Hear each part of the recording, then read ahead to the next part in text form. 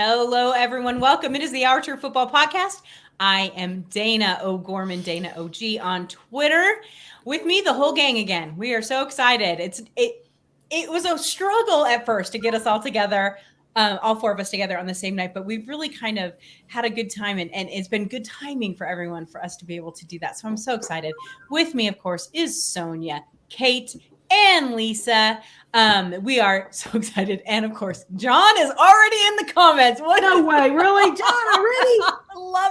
I love it. We love John. He comes and hangs out with us. But all right. So this was an interesting week in football. We have a lot to cover tonight.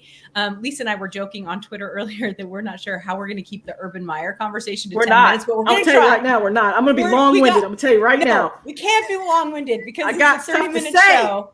Lisa's got PowerPoints. I got PowerPoints tonight, people. Nah. You might be surprised, but I'm going to stay, honestly. So. Oh, my goodness. Well, yeah. So everyone, welcome. Thank you so much for joining us. All right. So let's go ahead and get started. I want to start. We're going to get to Meyer, but we're going to push him down just a little bit. We're going to talk just for a minute about the Arizona Cardinals. The Cardinals are the last remaining team that is unbeaten in the NFL. They are 4-0. I've had a day, people, so you're gonna have to work with me today. But so they are 4-0. They look fantastic. They beat the pants off the Los Angeles Rams. I went back and watched that game because obviously I had to work on Sunday, so I missed even the Seahawks game live. So I went back and watched them both. It was fun to watch for me as an NFC West fan, because none of us really had high expectations for the Arizona Cardinals. We thought maybe another 8, I guess they don't have 8 and 8 anymore, but 8 and 9, 9 and 7, whatever the hell you want to call it now. And so it's going to be fun to watch them. But here's what I want to talk to you about, because we're going to talk about them a little later in the show. I want to talk about, to me, it is surprising that we are only 4 weeks in to this season, this baby little season, and already there is only one unbeaten team. Now, it seems like last year, I know Seattle went 5-0. Of course, the Steelers went 11-0. I know that the Chiefs were unbeaten in September. Like all of these teams, and I should have looked it up, and I apologize for that. But there always seemed to be a lot of teams that managed to stay unbeaten at least into the first week or two of October. Like that seems pretty normal. But this year, there's just not. There is only one remaining. What does that mean to you guys? Does that mean anything to you guys? Does that mean that there's more parity in the NFL? Do you think that teams overall are getting stronger? What does this mean? Lisa, what do you got to say? You got something to say? I got champagne on ice. That's all I'm going to say, because I'm going to pop that cork when they fall here with the next couple. Do you realize that was almost 50 years ago? It does matter, baby. No, it's a completely different game now. No, not at all. Different. We still hold the record. Still, we'll probably hold the record. And now that they added an extra game, and now that we are getting a lot of the parity, like you said, that it's going to stand for another couple years. And they were talking about that too. And exactly what you said was, as a fan, to me, it's nice seeing kind of a changing of the guard.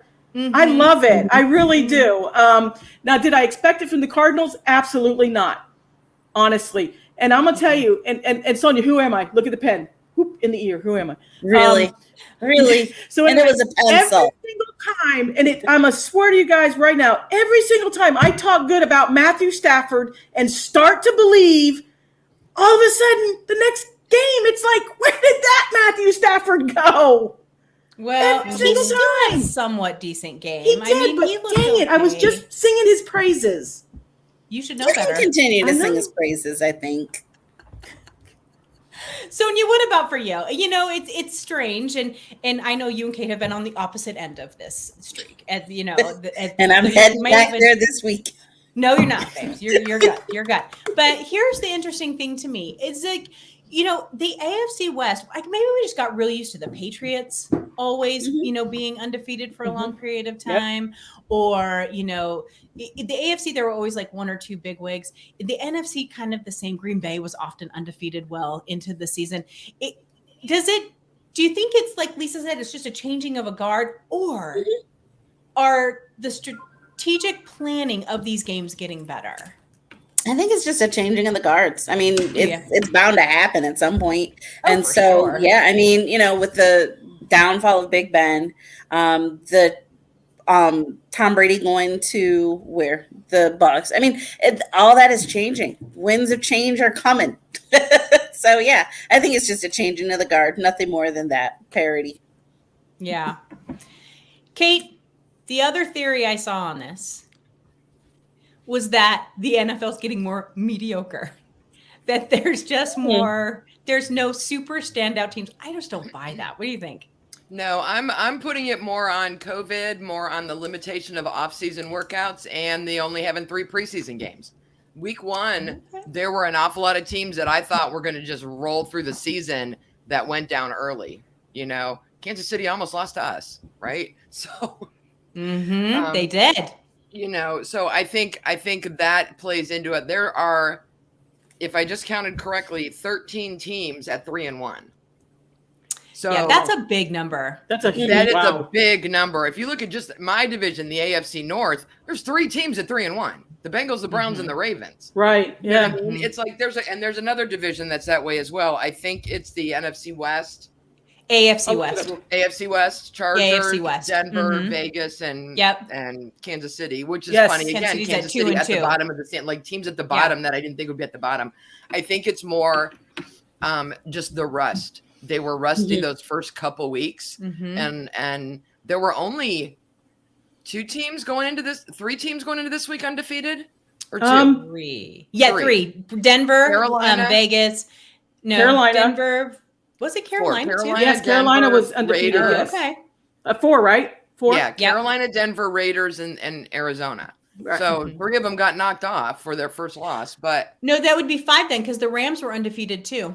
Okay. Yeah, you're right. We had 5 of them. That's right. I think and Antoine had posted that because he actually nailed it, and a lot of people called him out on it because he did a great job. He said after this weekend there could possibly be only 1 undefeated team, and he nailed it. Yeah. Yeah. That's interesting. It's fascinating to me. And I know maybe that's because the 4 of us, we look at the whole league wide a lot. I know a lot of fans only look at their team. They don't really, or their division even, they don't look to. But when you start to look at trends throughout the entire league, it gets really interesting that there's just the 1 left. So you're right. 13 teams at 3-1. That's a huge number. And, we'll see how these 3 preseason games work out for sure. Crazy. All right, let's move on. We're going to go ahead and we're going to switch to Sonia. I asked Sonia, what you want to talk about this week? She goes, the No Fun League. I said, wait, what happened? What? Sonia, what happened? Ooh. Taunting on a ball at the sideline aimed at nobody, really?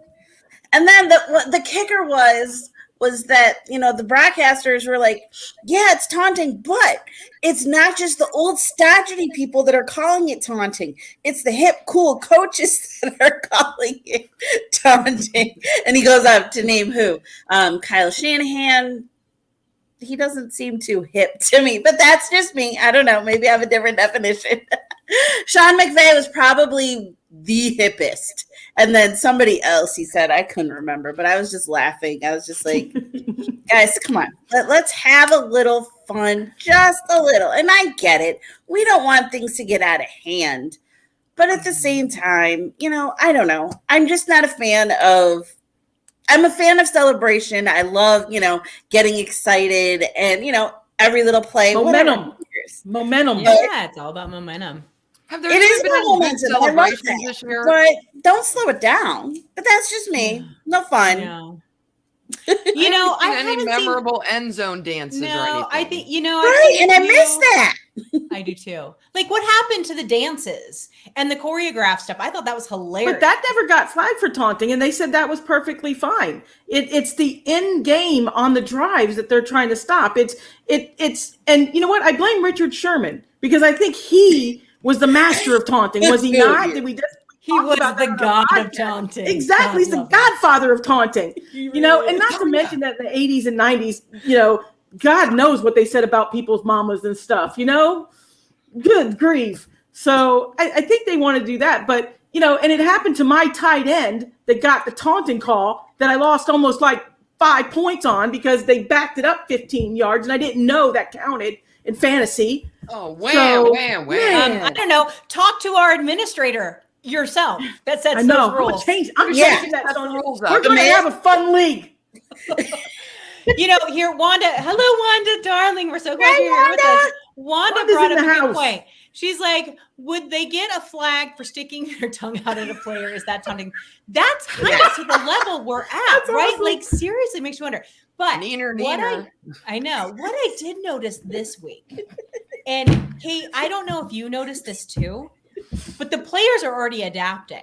So I was watching, obviously, again, people, forgive me, my two references are the two games I've watched, Seattle and the Arizona Rams game.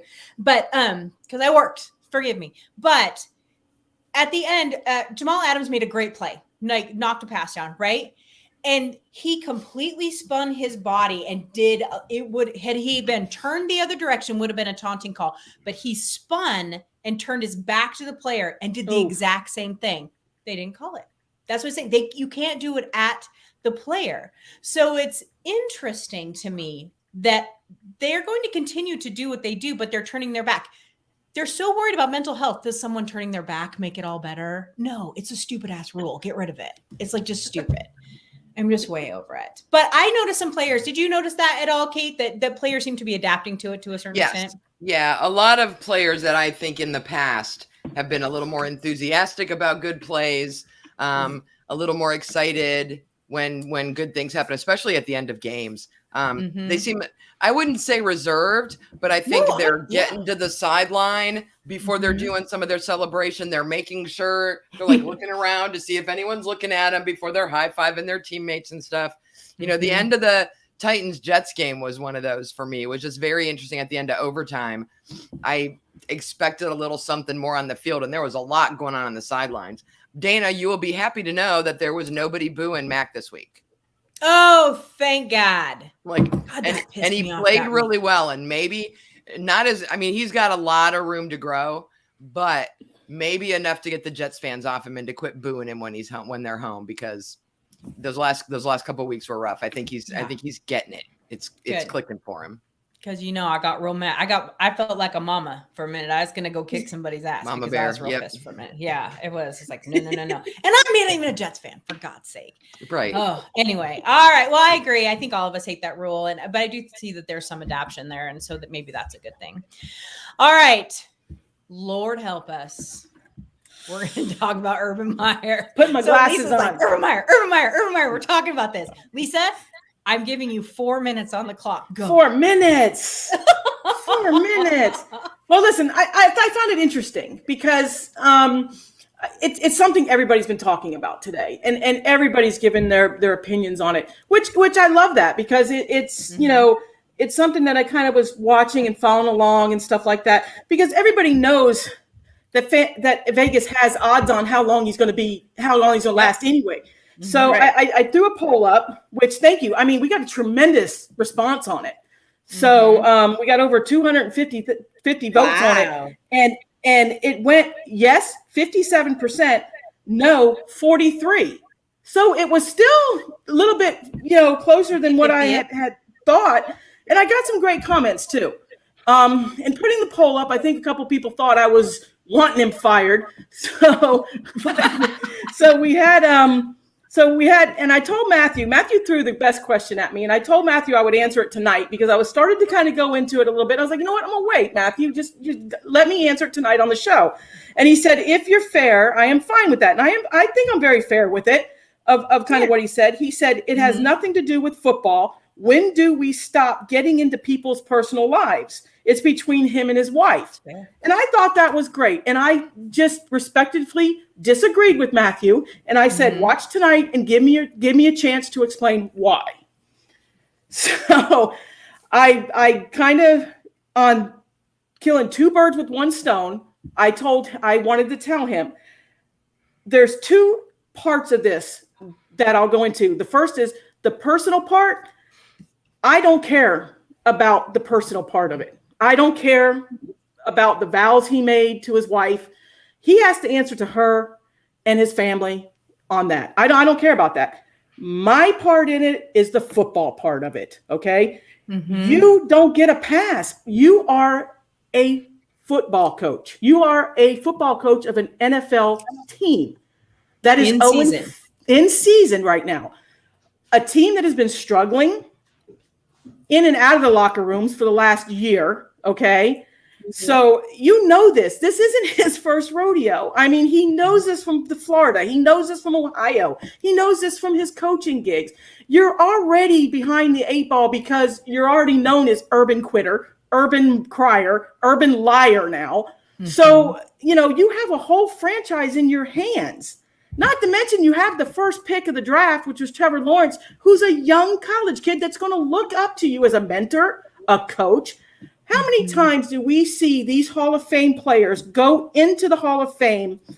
What is the first thing who's the first person they thank that got them there? Their coaches. Mm-hmm. They always go back to the coaches that they started out with, and they say, thank you, coach. You shaped me as a man. You shaped me for character, for values. I mean, when Urban Meyer was an NFL analyst, he preached trust issues, discipline, accountability. Here's a coach that doesn't practice what he preaches. So, you know, to me, on the football side of it, that's where I have the issue. Should he be fired? With all the stuff that's piling on, I would, if I was Jacksonville, my personal answer would be yes. I would ask for his resignation. Just because I'm only 4 games in, I'm already snowballing. So, to me, I would but on the personal side, Matthew, I agree with you. That has nothing to do with me. But unfortunately, he's not an employee of Subways that makes sandwiches. He's the head coach of the Jacksonville Jaguars, who needs to answer to the Jacksonville Jaguars fan base. So that's my take on it. I have 2 different thoughts on this, but I'm going to hold them because I like this, what John just said. He says, oh, whoops, that's the wrong one. Sorry, that one's pretty funny too. But this one, it says, as an NFL coach, and he's still out wearing his OSU gear in public. Yes. That's the part that a lot of people I saw took issue with. Oh, I didn't see that. That's a great point. Yeah. Yeah, so he did at that bar. He had it. So it makes you, the two sides of this that I saw, other than, yes, we are not responsible for his personal life. Although on the flip side of that, I said, if that was your quarterback, there would be people shouting for his head. But that's a different conversation. We'll save that for another day. But the personal side of it is that's wife's deal. But they are like, was he wearing OSU stuff to be recognized, to not be recognized? Is he going to go out in Jacksonville? Like, it was a weird situation. But I think what most people agree on, and I'm going to shoot this to you, Kate, is that would you see Bill Belichick, Mike Tomlin, any of the other head coaches, Sean McVay, any of them out doing the same thing right after a loss? Kate, what do you think? Now remember, Kate's the one that I saw Kate's tweet, so bring it, Kate. I didn't see Kate's tweet. I Kate saw can say Kate's whatever tweet. she wants. I don't know why. Allowed to have opinions. I don't know why anyone has a problem with this beside Mrs. Myers. I just told you why. And Dana's point is the one that is the only one that I've been thinking about all day. Is not would you see Bill Belichick doing it? More, if it was Bill Belichick, would you say something? If it was, if it was Aaron Rodgers, if it was someone whose team was winning and who had been winning for years, would you cut them a little slack, or would you treat them the way you're treating him? Urban should know your team is not winning. If you're not practicing, watching film, getting ready for a game, talking to players, you're certainly not out at bars when you're over. Yeah. And that's the part that bothers me about all of it is whether there was a girl dancing on him or not. If it was I don't care about that. Boys at a bar, I don't either. My thing is, Mama always said nothing good happens after 10 o'clock. Right? And this is why. It's true. There's plenty of film that you need to study, sir. I'll sit down and help you. Plenty of film work that you need to do. Right. Although on the bright side of this whole situation, the memes have been hilarious. That's true. It has been Trevor Lawrence. But once again, that falls under the category of distractions, does it not? Yeah. Big time. But I don't know. That's a good point. Would be talking about it if the team was winning. I think some people, I think they'd still be talking about it because of the situation and him being married and all of that other stuff. But I think that's it for me, Sonia, is that I think that it is that it's almost like you not caring that you haven't won and you're not putting in the time. Whether or not that's true, we don't know, but that's the perception. Right? That's the perception to the fans and the perception to the players. And we heard them saying today he has no credibility in that locker room. Where does he go from there? He can't go anyplace else but up, hopefully.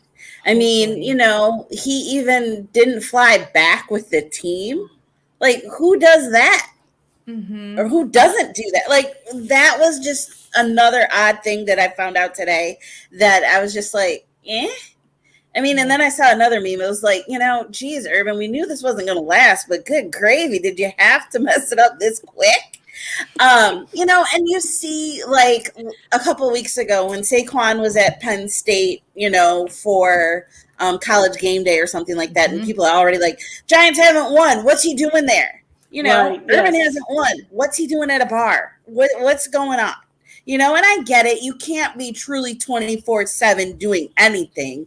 And yeah, maybe, you know, but at the same time, you don't really need to be putting yourself out there like that. Would we get on, you know, a Pete Carroll, a Matt or a Mike Tomlinson or anything like that?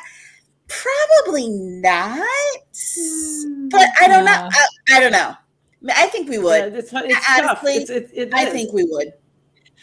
I think Kate, you're right. No one really has a right to be angry at him, but his team seems to be angry at him. And so there's more going on here. I think this was maybe the last straw. And, you know, Wanda said something really good. Let me find it. Mike Silver put out a whole thread today about how the players were saying he had no credibility. It's a really good thread. You should go look at it. And he had very little to begin with, which makes you wonder, these are professional men who limit their contact with other people because they don't want to get COVID. They haven't seen families in forever. And he's at a packed bar without a mask on and everyone's around. So we haven't thought about that angle either. And if that had been a player, they would have been eaten alive for not putting their team first. So I think he's a little bit of just desserts. I think that he deserves some of what he's getting. Whether or not, you know, the personal stuff is the personal stuff. But I do think that with as hard as these players are working, we're not getting that feeling from him. Really, that's kind of what it comes down to. And and another thing was, I saw another thread that came out that he was purposely doing this because he wants the SC job. I was reading that. There's a lot of the memes about that. Sense. But see, that's what they said because there's no way he gets that SC job now. Well, he could have had that SC job before the Jaguars. He could have had it before. So, he can't have it now. So yeah, that makes no sense to me. That's what he would. That would be the logic because that's just another failure for him. That wouldn't make sense to me. I think that's just people being kind of pissy, to be honest with you. But I don't know. But here's the thing: it's not our job to decide. But Shad Khan, I mean, he put out a statement today. The team is pissed. They want to be taken seriously. They want to be taken as a serious team. And he's got enough guff over the years about all this threat about moving this team to London that he's not going to mess with this. He wants to be a solid. And so I put out there, and this is the last thing that I will say on it, that this is going to make Seahawks fans' heads explode. Darrell Bevell is not a bad choice to replace him. And see, I don't want to hear it on Twitter. I'm putting it out there right now. But here's the thing. The thing with Darrell Bevell, there's other coaches that would do good in his role if they decide Urban can't keep his shit together. Because really, that's what it seems like. He's still acting like he's in college because that's the mentality he's had for years. So he just needs to switch over. I get that. But Darrell Bevell is level-headed. He's smart. He's also a very good leader. Now, does he always have the best offensive schemes? No, there's issues there. But if you want solid, steady, and someone who can end this team's year with some dignity and maybe win a few football games, he's a safe bet. And so there are options on that coaching staff if they cannot get Urban under control. But I'm going to tell you this. The first mistake that Urban Meyer made was apologizing after 2 losses. it just showed weakness to me. And I'm like, instead of we're building and we're getting better, like you kept saying, when Robert Saleh came out and said, well, we've had really good weeks of practice. I know we didn't win, but we're getting better. You could see he was encouraged. You're not getting that at Urban Meyer. It's weird. It's weird, Ego. people. I'm just telling you, it's weird. Ego. For sure. All right. Lisa, I'm real proud of you. We kept that 11 minutes. I did. I tried to. I did. Because like I said, I think that there's two sections to it. I see the personal part of it. And, and if he was just some Joe Smo, I'm not touching that. But, I mean, to me, Jaguar fans paid good money for season tickets. And they are owed an explanation. I'm sorry. I mean, football part of it, yes, I think fans have a right to get involved in it. But personal, like you said, that's, that's him and Shelly. That's him and Shelly's issue. I love it. Our John and Wanda are arguing over where John Dable's going to go. He could go. He can go here. Blah, blah, blah. And then he said, she's going to turn into a fire Matt Nagy rant is what it's going to turn into. Oh, so Wanda, we had that last week. You should have listened in. It was a good one. Yes. All right. So our last topic of the night. We have a saying here at Our Turf that you never really know who a team is until week 4 or 5. Like, you just don't. For what Kate said earlier, they're still knocking the rust off of everything. They only have 3 preseason games. There's COVID, all this other kind of stuff. So we're getting to that point. We're starting to see these teams, right, for who they are. We have Arizona as the only undefeated team. They've looked fantastic. Yeah. Now, Jacksonville almost beat them. Let's not forget that. Jacksonville did almost beat them. But, we've seen them. They look good. There's other teams. I think Kansas City in their last game, they showed us who they really were. They looked great. Now, granted, it was, it wasn't against a really. Always. Yeah, and they're 2-2. There's some teams. So if you guys are looking at the league, who do you really feel like are true staunch, we're in it to the end, into the playoffs? Because I always say after the playoffs, it's 50 to 60% luck at that point. But we can get it to the playoffs and do well. And then teams who have maybe a good record, but you're not buying it at all. So while you guys look that up, I'm going to go ahead and start. Okay. Mm-hmm. So I definitely think that Green Bay has figured out who they are. Their hiccups at the beginning of the season are look at Sony's like, shut up. she don't like Green Bay. but I think that they've kind of that first couple games were true rust and they're looking good. I feel the same about Kansas City. As much as I love the Broncos, I think we saw some pretty serious cracks. Mm-hmm. And my God, Denver. Every game they play, they lose 3 more players for the year for injury. Yeah, they are down to 3rd and 4th stringers on so many areas, and that's going to just kill this momentum. But I still think that they're going to do pretty well. I've been impressed with that. Tampa Bay, the Patriots game surprised me a little bit against them. I don't know what that was, if it was just Belichick knowing Tom Brady so well and was able and to weather really had a huge factor in that game. Mm-hmm. Weather had a huge I know he's factor. old and his arthritis was acting up, but he needs to get the hell over that. So bad outing for him.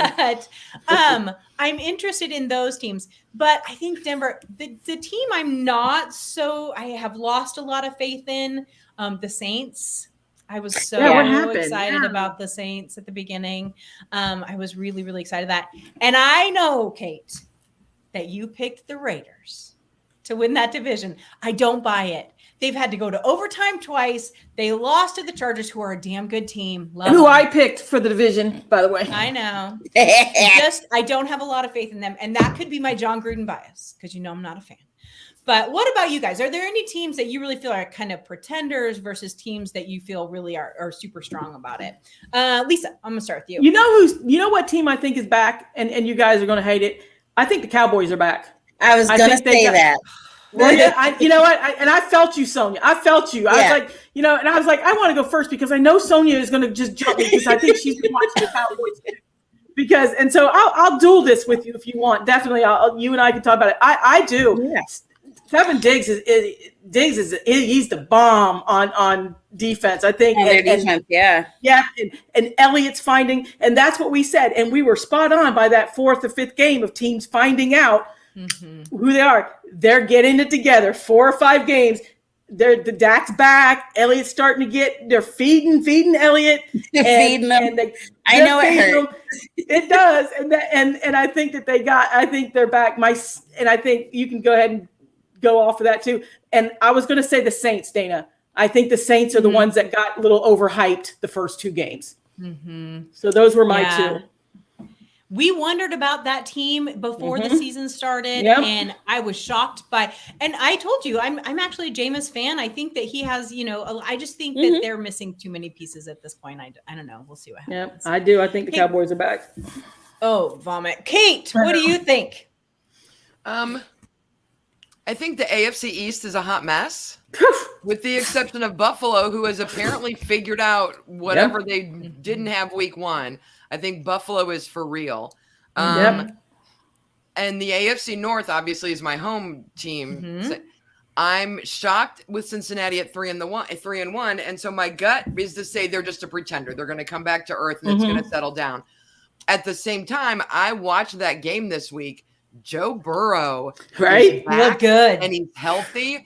And he's playing like a sophomore in the league. Like whatever he learned last year, maybe getting hurt was for the best so he could rest and watch and learn, because it feels like he knows what's going on. The only thing I'm sure of in the AFC North is that Pittsburgh is going to be at the bottom at the end of the season.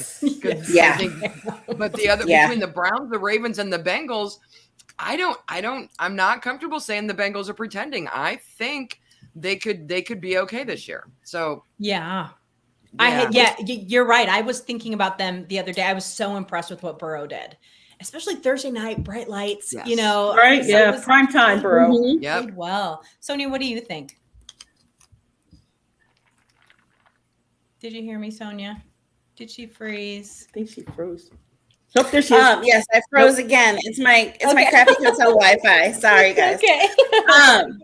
So I am obviously riding with the Cowboys on this one. I tried my hardest to go with Philly, but they just weren't who I thought they were. I think they still have some things, obviously, that they got to get back together. And I just looked at the Cowboys schedule. They have a pretty decent schedule. I think they're coming out of the NFC East. I think it's theirs. Let me think. In my division, I'm honestly kind of surprised about the Vikings, John. I really am. Like, I thought that they were going to be at least giving Green Bay a little bit of a run for their money. But, I mean, Captain Kirk, you just got to roll with him and just kind of see. So I think those are my guys that I'm really kind of surprised about this year. Yeah. It's been an interesting year because and we knew it. Oh, yes, ma'am. Kate has a question. Yes, ma'am. The only thing I wanted to add to this discussion is sort of a bold prediction by me after 4 weeks. Another one? Love it. Is that the AFC South with Tennessee, Houston, Indy, and Jacksonville will be the one division that sends like an 8-9 or a 9-8 team. They'll have the worst record of the team that goes to the playoffs at the end of the year. I have to say, on that note, I was a little surprised at the Titans this weekend. After what they did to Seattle in the second half of that game, and then they played so well the next week too. It's like, what the hell happened? Well, week 5 is going to be great. We got great games next week because every one of these teams, y'all, that we talked about will be facing each other. Really? Because we talked about the Chargers. We talked about the Browns. Well, Chargers and Browns are playing each other. So it's like, oh, okay. How about the Bills and Chiefs going at it? Oh, I can't wait for that game. We got great games coming up. We got some great games coming up. I don't know. I got to figure out a way to watch that Bills Chiefs game. We got some great games coming up. You're going to have to stay up late for that one, Dana. I know. Is it the night game? Yeah. The Bills. They got the Sunday night game. No, that's a prime time day. Yeah, that's going to be a great game. So because, like I said, a lot of those teams, because what we just talked about, a lot of those teams are going to be going against each other. So we're going to see, Lisa, who does Cincinnati play this week? Cincinnati plays. The Bengals play the Packers. Oh. That'll actually be kind of decent. Exactly, because we're just talking about, is Cincinnati real? Just like Kate said, I think you'll find out this week because they're going to go up against Aaron Rodgers. So and it won't even be if they win, right? It'll be how well they play him. It's A because moral? I mean we understand what Aaron Rodgers can do and everything. So it's not even a win. Right. It's just how well they play them. And I think and that's the how we feel Cardinals about go the Patriots against the Tampa Bay Buccaneers. They didn't win. Right. Holy crap, they almost did. And the 49ers are they're going against the 49ers. So we've got some great games coming up. I know. Mm-hmm. So I know. I'm not gonna be able to watch much football this weekend, but yeah, it'll be fun. I'm almost. Dana's gonna be in England. I'm going to London, people, but I'm almost grateful that I can't watch the Seahawks Rams game. It will save my blood pressure. I'm pretty sure of it. Yeah, it's gonna be a good week. But I like the way that the NFL has scheduled this year so far. They're putting some of these big games. Matchups early in the year. They're making the beginning of the year important, and then again at the end of the year important. And I like that. I think that that's really good. All right, everybody. Well, we are all done. Only 5 minutes over. I'm so proud of us right now because we know we'll go well over. I blame Urban. Next week. Yeah, right. Football, not personally. Next week, I will not be here. And so you will have Sonia, Kate, Lisa, and our good friend Michelle Jinks is going to be joining us. And she's going to want to talk about you guys talking about those Cowboys like that. She's going to she is. I know, right? Nuts. Yeah, I don't know if I want them to win or lose this weekend. I don't know if it'll be more fun with Michelle here. They're playing the Giants. So it's going to be, that's going to be kind of interesting to see the day. I mean, yeah, they'll win. They're at home. But you never know. The Giants could give them a run for their money. Division games. You never know how division games turn out, people. All right. We will be back next Tuesday, 8 p.m. Eastern time, 5 p.m. Pacific time. We hope that you guys can join us. Thanks, everybody.